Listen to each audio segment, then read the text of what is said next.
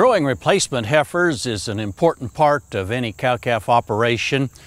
As we go into the fall and the winter months, there will be heifers that will be weaned this fall that then will be given some supplemental feed in order to grow to be big enough to go into the breeding season next spring.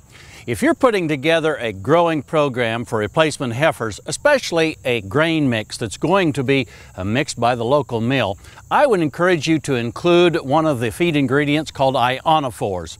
They're basically sold under the trade names of Rumensin, which has the active ingredient monensin in it, or Bovatec, which has the active ingredient lasalicid. Either one of those will do a great job of helping those replacement heifers go through this growing process. They're beneficial from about three different ways. They improve feed efficiency so that the heifers grow a little better on a little less feed. We have found with research that was done in Texas and Wyoming back through the years that these particular feed ingredients will encourage the onset of puberty just a little bit earlier in these replacement heifers. And what that means is that you'll have a higher percentage of the heifers cycling early in the breeding season next spring.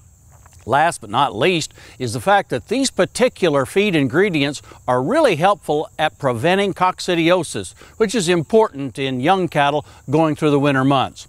Now, if you're going to put horses with those replacement heifers, do not use the ionophores because they can be potentially toxic to horses.